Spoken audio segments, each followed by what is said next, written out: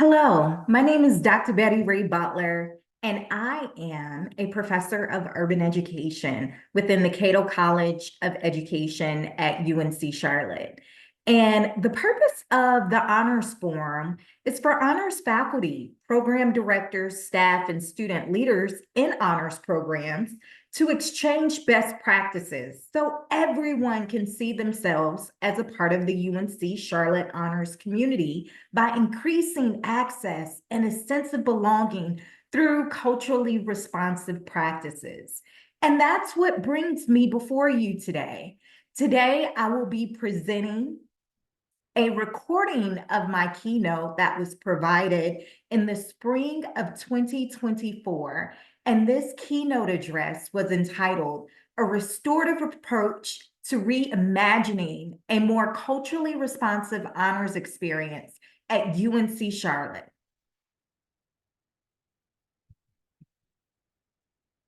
So if we're going to reimagine what our experiences are within the honors program at UNC Charlotte, we first have to conceptualize what it means to reimagine.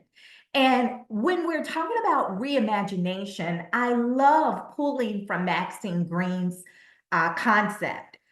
She published the book Releasing the Imagination in 1995, and she offers this conceptualization. And I quote, "It is not enough for us to reproduce the way things are.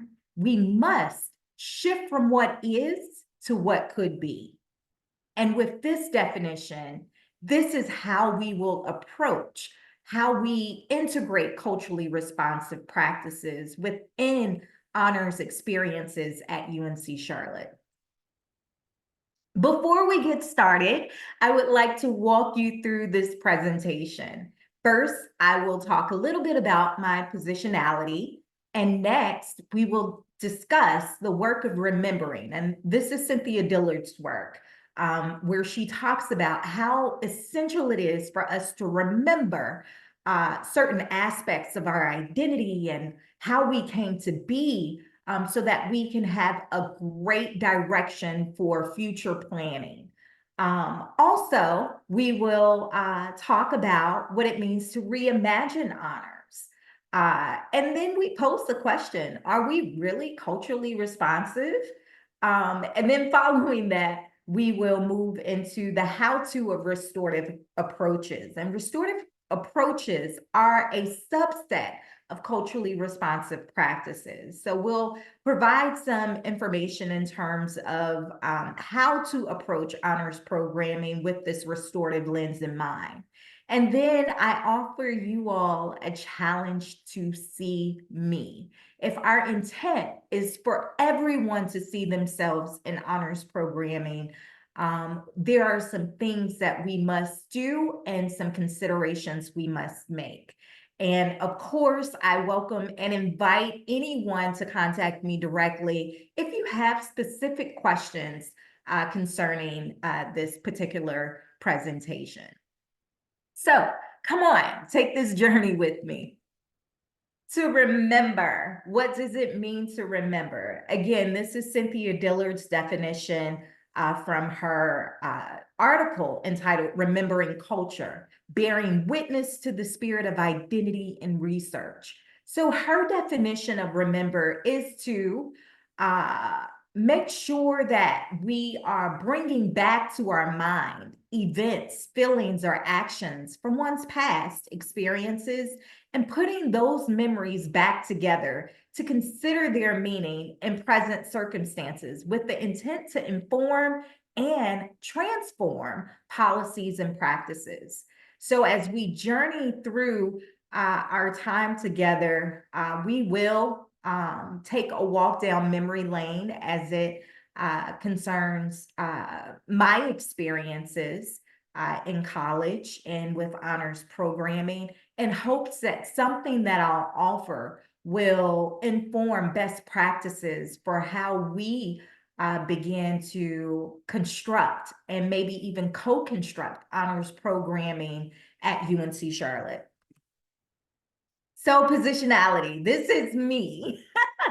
So, what makes me uniquely me? I believe that it is important for you all to know who I am, and know what makes me me before we engage in understanding the importance of what it means to see me in honors. So, this is an approach that I also take with my students before I can advise them, before I can mentor them, before I can give them recommendations or suggestions.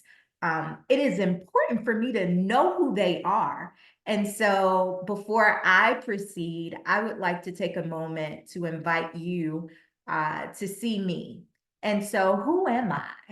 I am naturally a Black woman. This is evident based on my descriptive traits.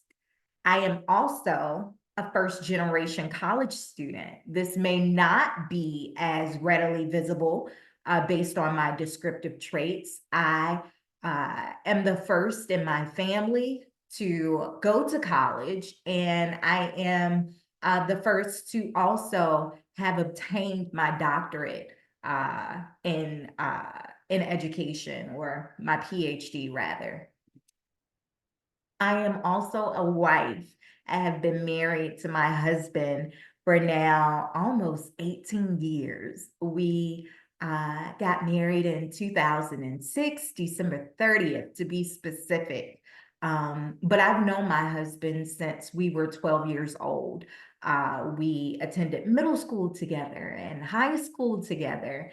And a portion of my journey in college was spent with him, and all of my graduate education, we were together at Texas A&M University. He was my support system at times when I felt that I didn't have any. And so that's important for you all to hear, and it's also important for you all to know this about me. I am also a mother.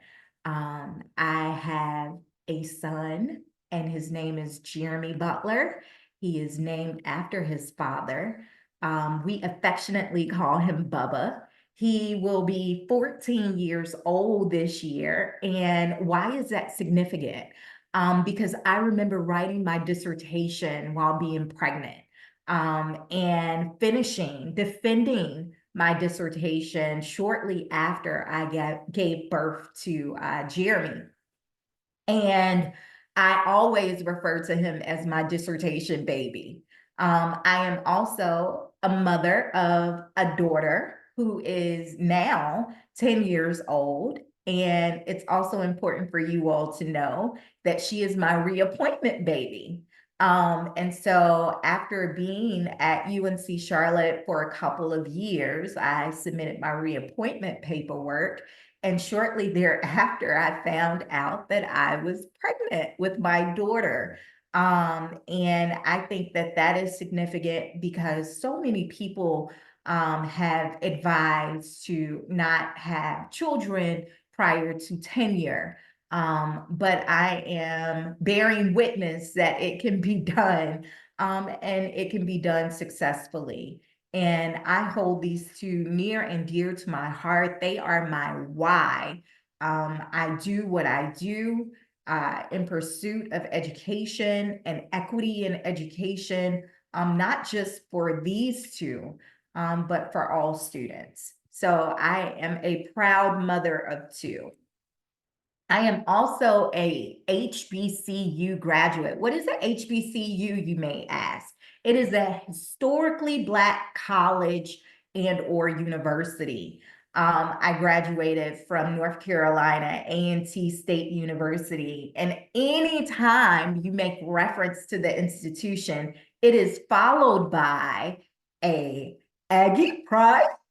And so I have to do that because anyone listening to this recording who is also a fellow graduate of North Carolina Agricultural and Technical State University will know that it is a huge disservice not to do so. And it is, again, what makes me who I am. I am also what some would deem a trailblazer. By that, I mean in 2004, I was the first African-American woman ever admitted into the doctorate program in political science at Texas A&M University in College Station, Texas. While some people may say that that is admirable, it was definitely an experience in my life that was met with great difficulty and challenge. Not because the work itself was difficult, but it was the socialization piece of being the only one and also being the first one at the institution. And so I have many, many, many stories to tell about those experiences.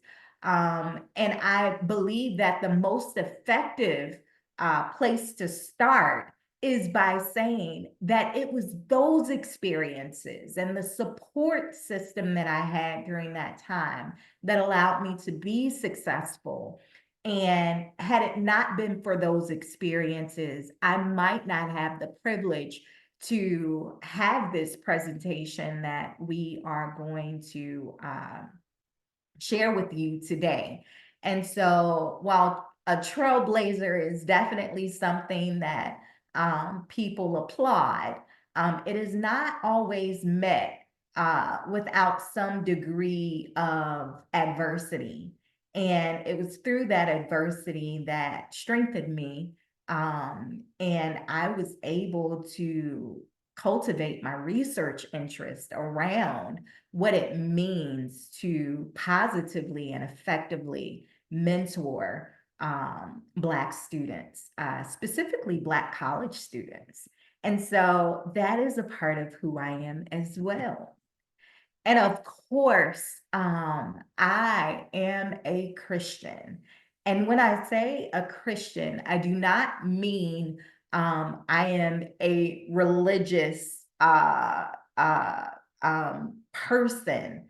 I do absolutely leverage the Bible in my daily life. I desire and aspire to be more like Christ every single day. But when I say I'm a Christian, what I really essentially am leaning on is the fact that I have a relationship with Jesus Christ. I consider him my Lord and Savior. And by saying that, I am not trying to offend anyone who ascribes to a different religion. But if you want to see me, you must understand that this is as much as a deep part of my identity as the other identity markers that I have named. And so I have recently embraced it boldly and unapologetically. And those who surround me understand who I am in that regard. And so this is me, you guys, all of me, everything that makes me uniquely who I am. I want to also, walk you all through my process of remembering. In preparation for this particular presentation, I had to sift through some old photos and news articles to kind of understand where I've come from.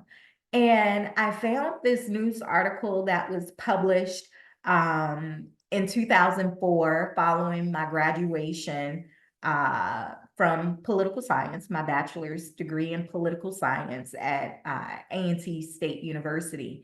And one thing that this article showcased was immediately who I was at the time.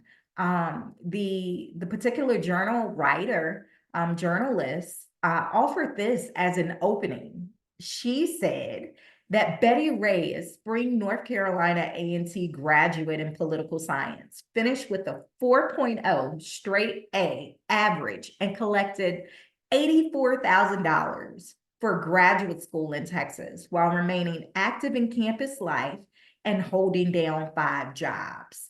And it has a question mark, as if it sounded unbelievable. And so the journalist thought to inquire about this with my department chair at the time, which was Dr. Samuel Mosley. And to their question, he responded, Betty is a young lady who I always hold up as a model of what we really want our students to be about when they come to A&T. Mosley continued to say, she came self-motivated. She has the drive to succeed. She is dedicated to excellence. She pushes herself, and she's the type of student who not only excels in the classroom, but outside the classroom as well. So reading that, my heart is so full because I consider what he's said about me. I'm humbled by this interpretation of me. I feel as if Dr. Mosley saw me. He knew me intimately, not just as a student, but he knew about my life outside of the four walls of the institution. And I think that that is critical and always important when you're getting to know your students, to know what they're passionate about, to know what motivates and drives them. And I feel like Dr. Samuel Mosley checked off all of those boxes in my regard. He is a very special person in my life that poured into me in ways that I do not have time to express, but ways that I will share with you later are essential if we desire to see diversity in our honors programming. Okay, so given this background, I had several opportunities as an undergraduate to participate in a research program as well as a research institute. And while I've served in several programs and institutes over the course of my time at North Carolina A&T State University, the two that proved to be most foundational to my success are the Ronald McNair Post-Baccalaureate Achievement Program. I was inducted in 2002. Within this program, our focus was on building our research, making sure that we, as first-generation college students, were exposed to research methodologies and opportunities to distribute and share our research at national conferences to prepare us for graduate studies. And I felt that that opportunity was amazing. But even more so, what I found from my time within the McNair Scholars Program was a sense of belonging. I was with like-minded scholars. I was with folks who attended to the knowledge gaps that I had about what it meant to pursue graduate education, because again, I was a first-generation college student.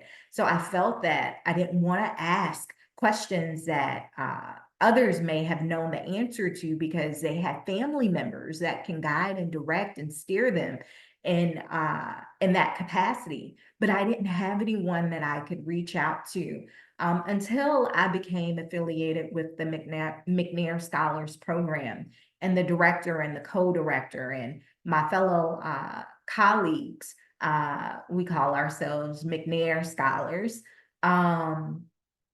We were able to form relationships where we could ask each other anything, and we could affirm one another, and we could support one another in our journey through finishing college as well as pursuing some form of graduate education. And again, the Ralph Bunche Summer Institute at Duke University was also very instrumental in who I became as a scholar.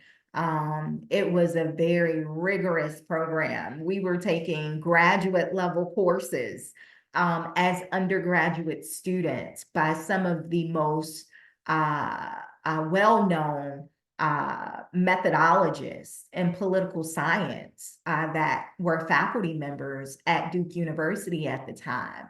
this was a space where we were also given and afforded opportunities to present our research. It was ultra competitive to be accepted into a program of this prestige. And then from the 15 of us that were selected, only a small subset of us were able to present our research at the National American Political Science Association. And I was blessed to have been included as one of the few that was able to present my research in the form of a poster presentation to network with political scientists from all across the country, for them to inquire about my ideas and my research findings. I believe what the Ralph Bunche Summer Institute also provided me beyond research was exposure. I jokingly say that every night we were treated like royalty. We dined together. Some of the delicacies of what we were able to eat were amazing, but they were types of food that I had not been privy to, and just the ability to talk with other scholars who were also pursuing graduate education in ways that may have been unconventional at the time in terms of our research focus and interest. I believe that that type of exposure and being on campus, a private institution of a high reputation such as Duke University, it just also enlightened me in ways that I couldn't have anticipated. One of our colleagues, and we affectionately call ourselves Bunchies, has gone on to publish many, many books, has been featured on CNN for her research on American political behavior during the time where the initial run for Donald Trump for president some years ago. She was featured to talk about the Black political vote and what is necessary to garner support from the Black community. And others have gone on to become attorneys and just a number of different avenues. And we are still very much connected in those ways. We have built networks and we continue to share our successes, and we continue to support one another through realms of social media. And so the combination of these two opportunities was definitely what I needed at the time to continue to encourage me to pursue graduate education. And so what were the products that came from my ascribed membership from, the McNair Scholars and the Ralph Bunche Summer Institute? Well, as I shared, I was able to present my research at one of the National Association conferences.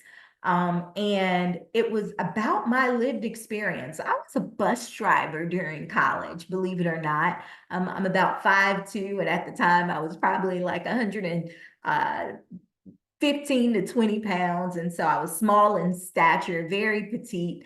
And people were surprised to learn that I drove a school bus for elementary and middle school students. And so during the time at Duke University, I always wondered about the implications of busing. I also had an opportunity to serve in an administrative capacity within the transportation department, and I witnessed some of the decision-making around rezoning and redistricting certain schools and mapping out transportation as it relates to affording transportation to certain schools. And so that piqued my curiosity in terms of why certain decisions were made and what to do if someone may have opposed it. And so I took those questions and I put them in my research, and we discussed the opposition to school busing, not necessarily from that current time, but right after the passing of Brown v. Board of Education. And specifically, I looked at Charlotte Mecklenburg as my unit of analysis to explore what were the members of the Black community saying, what were their thoughts, what were their feelings around busing. And it was ironic to find that a lot of Black members, Black community members in Charlotte, in Mecklenburg County, was not very supportive of busing. They felt that busing would eliminate the closeness, the bond of their homeschools, because many of their teachers were also folks, for those who attended church, they were the preachers at the church. They were the ushers at the church. There was such a strong sense of community that would have been abandoned through the options of school busing. And those were the kind of things that I was discovering, now having the research and the knowledge and the skills to explore that level of data. Also, beyond the research, I was given an opportunity to participate in social justice events. I helped to coordinate, along with several of the campus leaders at North Carolina A&T, a campus vigil. That was during the time where there was some proposals to remodel certain buildings and to tear other buildings down. A&T looks like a completely different campus than it did 20 years ago when I had the privilege to attend the school. But there was one wall in particular that had that was of the greatest significance, and it was a dormitory, and the name of the dormitory was Scott Hall. Back in the 70s, I believe there was a riot in Greensboro, or some demonstrations in Greensboro that spilled over onto the campus of A&T, and the National Guard was called out. And subsequently, there were some shots fired, and the bullet holes were still embedded in one wall of Scott B. Hall. And one gentleman, Willie Grimes, he lost his life tragically in the uprising that happened at that time. And given the presence, the strong presence of the community, and their not resistance, but their wanting and the desire to be heard, and the protection of the National Guard to make sure that no one was injured. I would only say that it was a miracle that one person was shot and killed, but nonetheless tragic in and of itself. There's a memorial that still sits on the campus of A&T today in commemoration of Willie Grimes. And I felt that it was important during the time to share that story, because in many ways that story had been suffocated. Many people would pass by the memorial. Many people would pass by the dormitory, and some would notice the bullet holes, some would glance at the memorial, but did not connect the two. And I felt that before I graduated, it was important for the campus community to know the richness of the history that existed on campus, and for us to fight to preserve those pieces of history. And I believe in some way that what we did in 2004 somehow, in a very small way, allow those who were in decision-making power to preserve one piece of the wall of Scott B. And now we hear more about who Willie Grimes was, the significance of his life, and the tragic premature death that happened as a result of the events in the 1970s that spilled over from the community into the campus community on A&T's campus. And Dr. Samuel Mosley and his colleagues, Dr. Claude Barnes and Dr. James Steele, they collaborated and wrote a text about this. And I believe that all of these different intersections help to move the needle forward in terms of social justice, and our collaboration and our relationship building led to what some would perceive as a moment in history that can now be preserved through those efforts of social justice. So again, moving forward, I had all of these rich experiences and built these networks and interactions, and you know, I had the 4.0 GPA, and I had all of these things, and I say this with humility, because the question that I pose is, could you see someone like me in honors? And the truth is that I wasn't. I was not in an honors program on the campus of North Carolina A&T State University, and there was one that was very much in existence. So why wasn't I in honors? Why could I not see myself in honors? And why was it that those who were in charge of recruiting for the honors program could not see someone like me participating? Well, this led to some deep reflection. Why couldn't I see me in honors? Well, there were three reasons why I believe that I wasn't in honors programming. First, I didn't know. And what does this mean? We have to ask ourselves, how are we spreading the good news? And who are we spreading it to? Are we spreading it to a select group of students? Are we making sure that the campus understands that there is an honors program that exists? And if you feel that you are eligible, apply. Do we do targeted recruitment? Do we actively seek out those that we see on campus that are doing amazing things? Do we inquire? Do we invite them to become a part of our honors programming? And I think that's a serious question we must ask ourselves. And again, there was no invitation extended. Again, I had no clue that there was an honors program that existed on the campus. And so we have to make sure that we're doing a better job of looking at diverse talent. Diversity and talent can follow definitely many different definitions.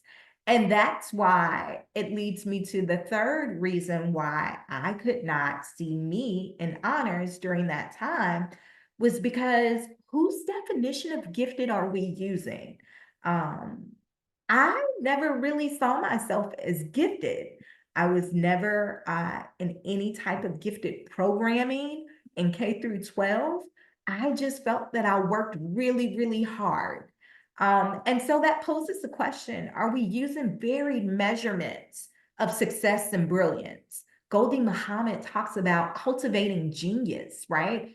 And especially acknowledging what genius looks like in diverse communities. And I feel that that is something that we can do a better job of as honors faculty and directors and affiliates when we're recruiting into our honors programming, to make it evident that anyone that fits the eligible criteria could see themselves in honors programming.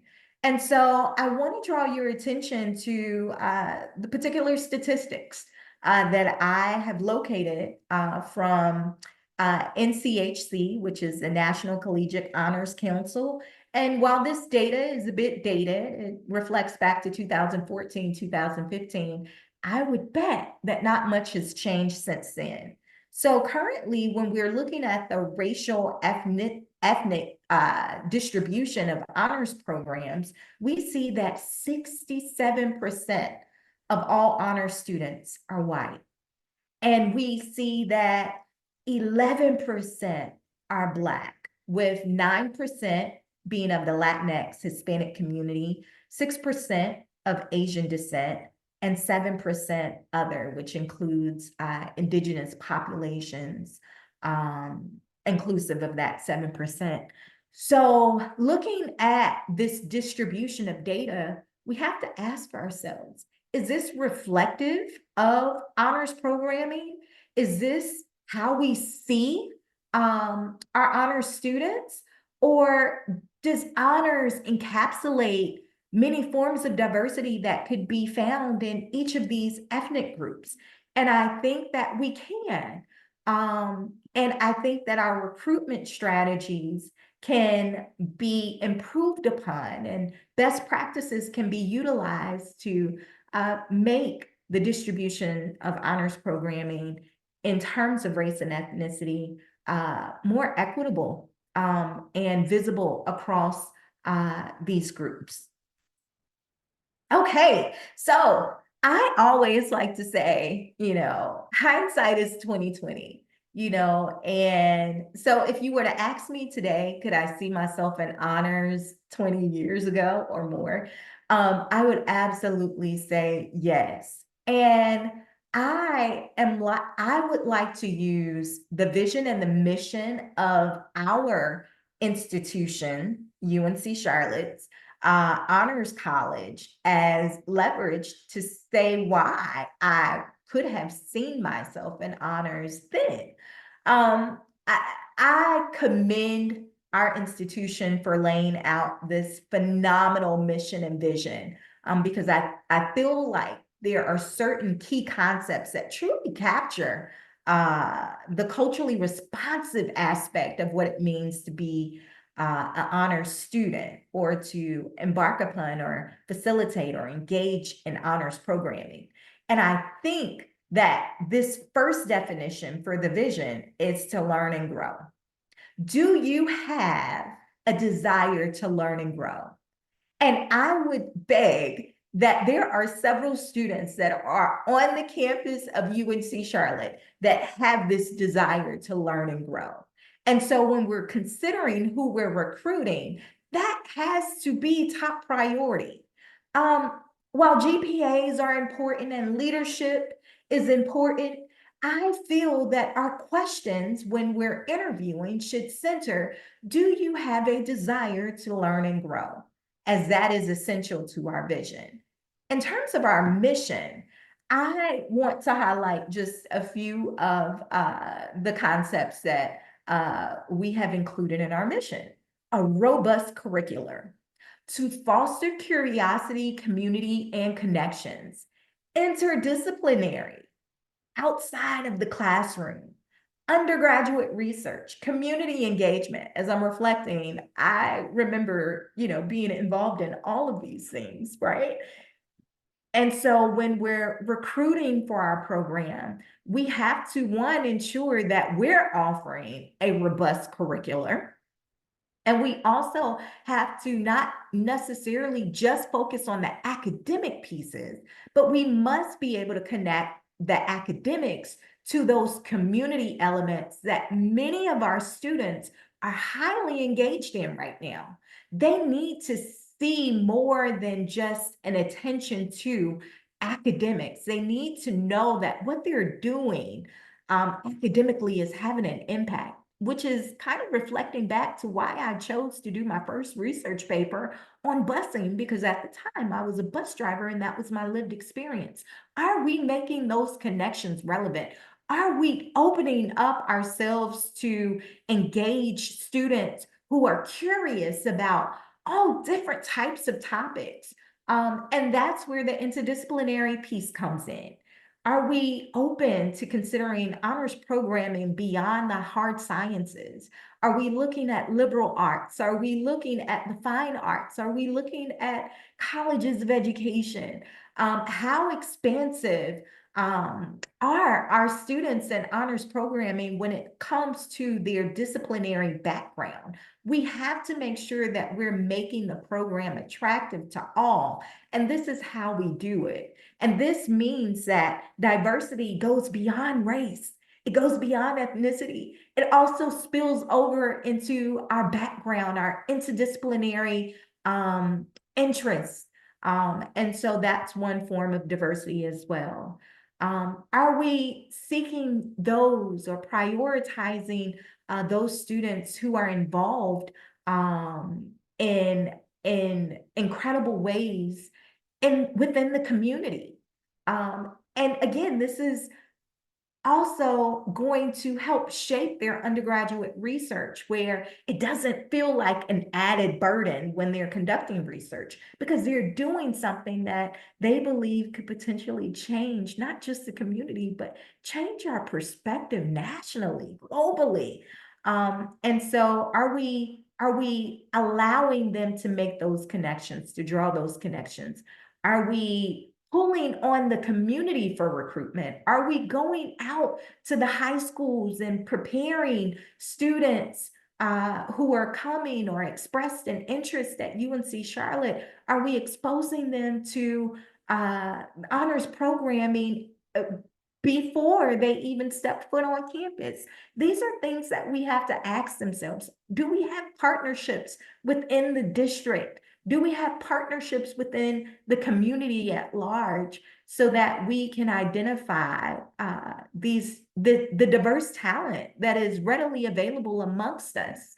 And so these are questions that we have to ask ourselves when we're posing whether or not honors programming is truly for all.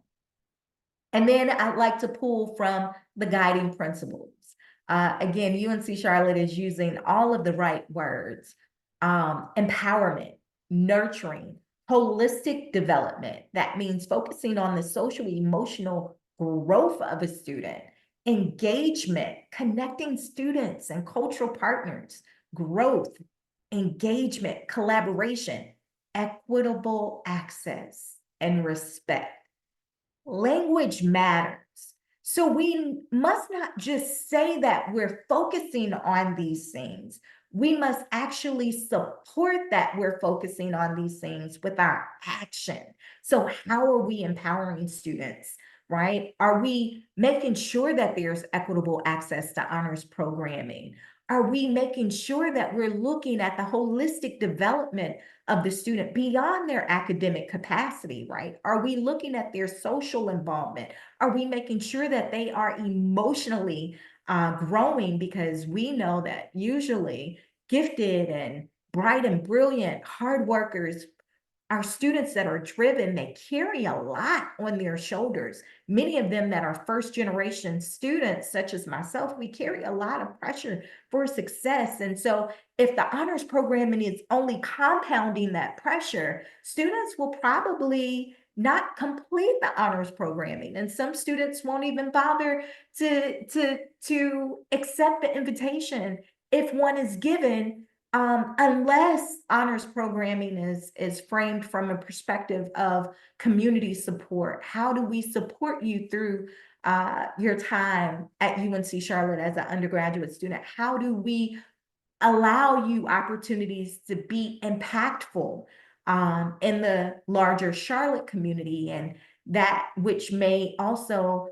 spill back over into your respective communities when you return home or when you go outside to embark upon your next journey? Are we making these connections tangible for the students so that it doesn't feel like a burden? I always say you never want a blessing to become a burden, because then you'll despise the blessing. But if we can make the blessing make sense for our students beyond the research, beyond the academic piece, then I believe we'll be able to see more diversity in our honors programming. So what does this mean for honors, right? We have to be culturally responsive. We have the language, right? As we saw in the mission and vision and the guiding principles. But how do we translate now theory into practice? Well, before we do so, we have to define culture. And I'm going to spare you the time of reading through these definitions, but I want to draw your attention to the connection between these two definitions, one provided by the National Center of Cultural Competence and the other provided by Dr. Asa Hillard, as it relates to what is culture. There's a focus on shared experiences, shared ways of knowing, shared knowledge. Culture is not a Black phenom. Culture is not about race. Culture is not about what sometimes we ascribe to be culture. Culture is not a bad word. Culture is simply about acknowledging shared experiences. If we can see culture in that respect, then I believe we'll be able to get on one accord and to promote what we know to be greater diversity in honors programming.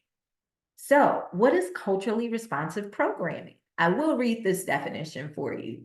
It is an assets-based approach. That means it's non-deficit and non-deficient to programming that aims to develop a closer fit between a student's culture and the honors affiliate's style of advising or mentoring. It leverages cultural characteristics, experiences, and perspectives of racially, ethnically, linguistically, and socioeconomically diverse students as conduits for engaging them more effectively with the intent to recruit and retain their participation. And so, what does this definition mean, and how does this tie into our presentation today? Well, in red, I say that as an honors faculty, program director, staff, and or student leader with an asset mindset, you must recognize the resources and knowledge honors students already possess, and then build upon this said knowledge to affirm and empower them to be successful. And so, again, this goes back to making sure that we see brilliance and genius in all of its manifested forms, not just based on GPA, not just based on scores, right? Testing scores and standardized tests. We have to acknowledge the cultural characteristics, experiences, and perspectives in an asset-based framework, right? So that we can see brilliance in its multiple forms. Okay, so when we talk about culturally responsive, or what it means to be culturally responsive, this is a common criticism. How do we, again, translate our words into action or theory into practice? And so the remainder of our time together will be spent focusing specifically on how we do this in our honors programming. So I'm pulling from the research on restorative approaches. This is definitely an area that I have become interested in for the last several years and have done extensive research and published on this topic and found it to be quite effective amongst diverse populations. It is co-constructed. It is inclusive collaborative. That's what co-constructed means. And it's a process whereby we strengthen the relationships with self, others, and communities. The purpose is to make things right by addressing harms and needs and obligations and engagement in order to transform mindsets and facilitate healing. It centers social, emotional, physical, and spiritual wellness. So immediately you may say, well, what do you mean make things right? Harms and needs, that has no place in honors programming, but it does, because if communities feel as if honors programming has excluded them, whether intentionally or not, there is some harm that is done. And so if we hope to diversify the types of students that we are recruiting into our program, we must acknowledge that there may be some harms and needs and obligations that need to be attended to before we can engage with these students to increase their interest in honors programming.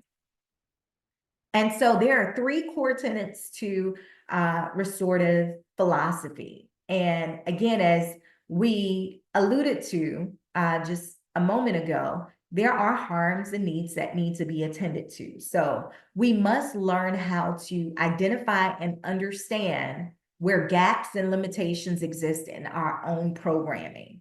And we have to find the time to understand what is needed to thrive for all types of students, right? We have to approach honors programming from the perspective of there is no one size that fits all. There is not a standard program that we can implement with every single student. And when a student doesn't live up to what we've outlined, we see them as deficient. No, that's not culturally responsive, nor is it effective when dealing with diverse populations. We have to tailor our programming to meet the needs of our students, recognizing that there are some students that will achieve great community impact, and there are some students that will publish before they graduate. And both of these are equal in the eyes of success, or at least we should consider them equal in the eyes of success, right?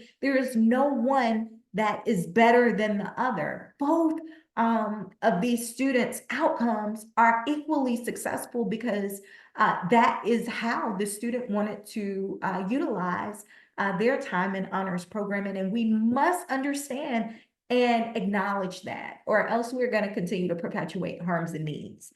Secondly, obligations. We have to take the responsibility to make things right. And yes, equity seems like it's a potty word these days, given our political climate. However, equity is essential and it is necessary if we're going to increase access and diversify our honors programming to more students who are very capable and have the capacity and who are eligible, but who may appear to be invisible, or those who feel like they're unseen and unheard, right? So we have to focus and continue to focus on providing equitable access. And lastly, engagement. We have to continue to do collective dialogue, and we have to make decisions together. I applaud Dr. Cindy Gilson and Dr. Amy Good for designing such an innovative forum for our honors programming on campus. And this is the kind of space where we can engage in collective dialogue to say what's working for you, what's not working so well, and how can we help one another to improve? How do we invite student leaders into the conversation, right? As many student leaders were in participation at the Honors Forum this past spring. So how do we work collectively to co-construct knowledge? This is what restorative practices suggest.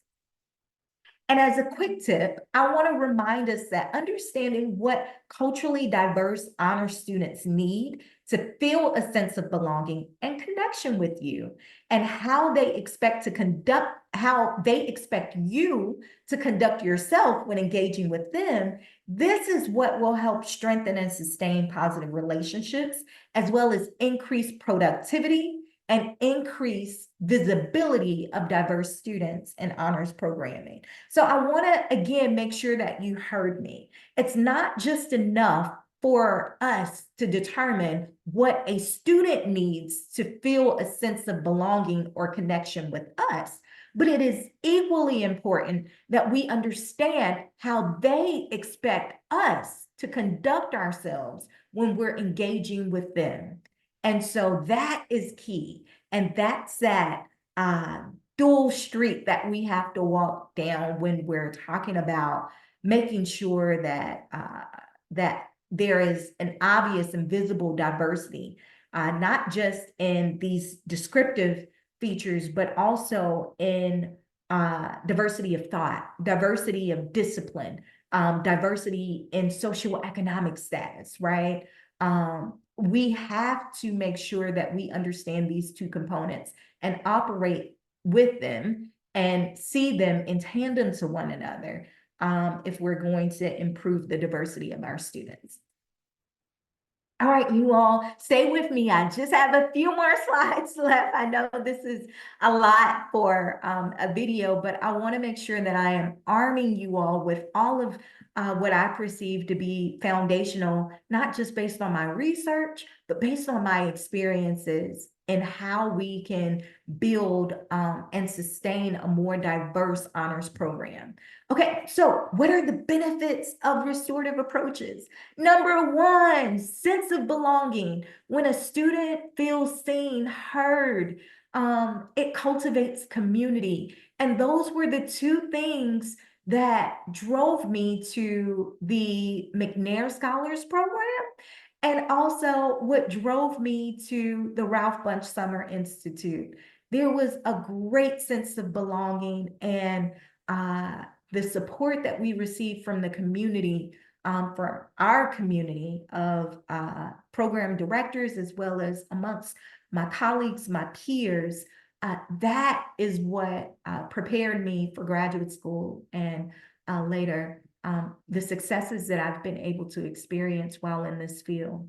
Second, we have to center voice, you all. We have to make sure that we're co-constructing knowledge, that we're not making decisions blindly behind closed doors of a conference room where it's just faculty making these decisions for students. No, we have to include everyone, and we must talk about the value of lived experiences. Every opportunity that I get, I'm sharing with someone about my experiences in college to help to inform policies and practices. Again, we must engage in the process of remembering, as Cynthia Dillard said. And last, and certainly not least, we must attend to the social emotional health and well-being of our students, not just to recruit them, but while they're in the program, so that we can see them through graduation and so that they can experience success and have the proper tools and resources that they need to be successful post-graduation. And this, if we attend to their social emotional health and well-being, it will create long-lasting professional and personal relationships. There are still faculty and directors that I can reach back out to 20 years later, and they can affirm me and give me advice because we developed those relationships, because during the time they were attentive to my social emotional health. They were attentive when they knew that I had taken on too much, and they would have conversations with me about ways that I could get less off my, or get more off my plate so that I could focus on the things that mattered. And this wasn't just restricted to school. This was everything. So we must make sure that we are sharing resources with our students that will help them to manage their success while they're in school, that will contribute to time management, that will contribute to all of the things that make us successful. And I think that having ongoing and consistent workshops that focus on social emotional health and well-being, I can tell you right now, that would be a top recruiting feature of the program, because so many students are doing so much incredible work, but they don't know how to balance it all. And so if we're offering consistent and ongoing workshops and trainings and giving them resources that help them to attend to their social emotional health, I believe that this will be an attractive feature to recruiting, again, more diverse students for honors programming. And so this leads me finally to some very general recommendations, because we understand culturally responsive practices is not a checklist of strategies. It is a mindset. So we must transform others' mindsets. We got to transform honors faculty mindset. We got to transform program directors' mindsets. We have to transform staff and student leaders' mindset. We can't generate this very blanket checklist of items to say, if we've done these things, we are culturally responsive and we are restorative in our approaches. And so with that, while I am opposed to checklists, I definitely want to give you some final comments where we can make sure that if we attend to these things, then we are moving in the direction of transforming our mindsets towards culturally responsive practices using restorative approaches. So if we are going to put our words into action, these are the things that we must consider. And this is a compilation of my reflection and reflection as it relates to the experiences that I had in both the McNair Scholars Program as well as the Ralph Bunche Summer Institute. And so these are the restorative approaches that I offer you as our time winds down. We must consider opportunities to advocate or to take a social justice stance. It can't, again, be all about the academics. Students need more to be full participants in programming these days. And if we make and draw those connections to having a larger impact in the community, we can certainly increase and improve the diversity of students that we recruit into the honors program. We must also redefine giftedness and brilliance. What does it mean to be gifted and brilliant? Are we looking at things beyond test scores and GPAs to determine eligibility? If not, we must do so. We must think about innovative professional development.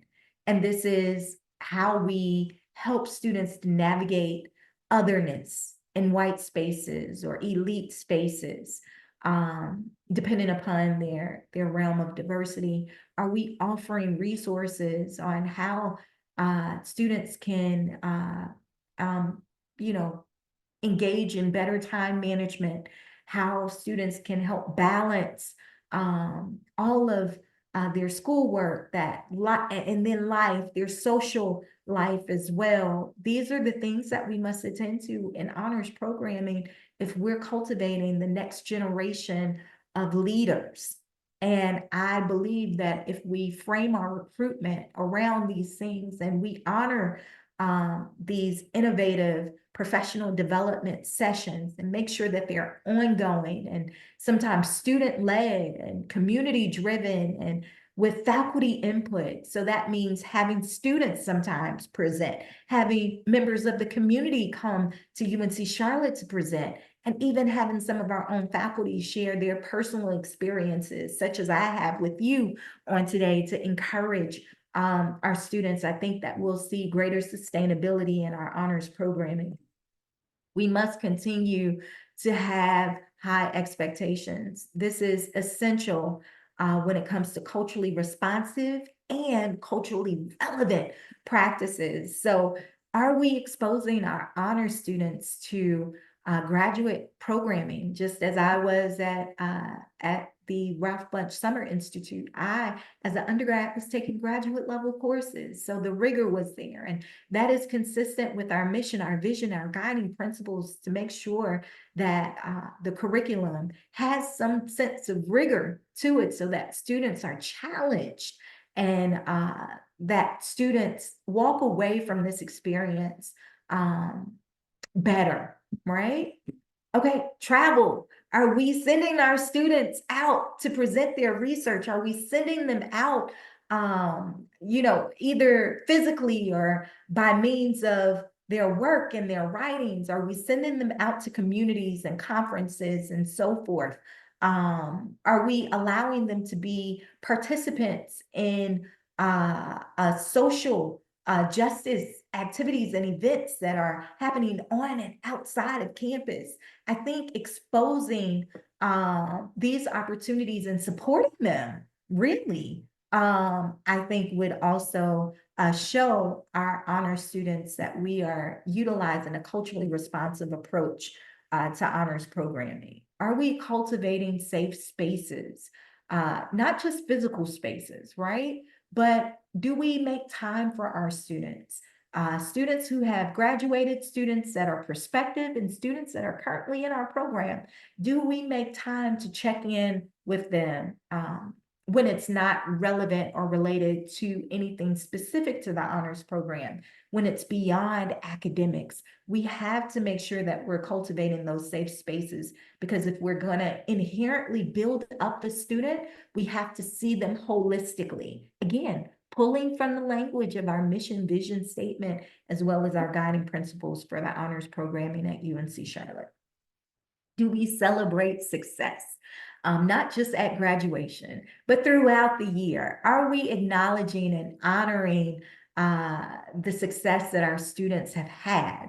And if we're not, maybe we could do a better job of that, because I believe that affirmations are critical for students, and it continues to build that sense of community. And then they end up finding joy in the program, and the program essentially becomes an extension of their family.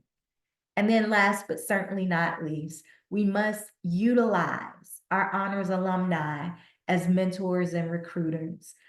Sometimes they are our best means of sharing what's good with honors programming and to what benefit other students might have by being involved.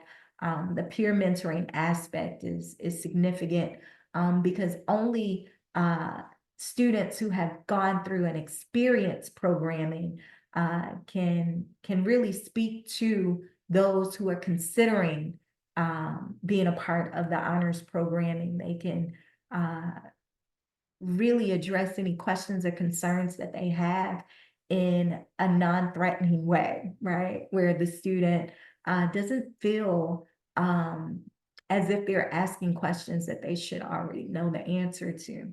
And so really leveraging our alumni in this way, I believe, is going to also be critical if we are going to make sure that any and everyone can see themselves in honors.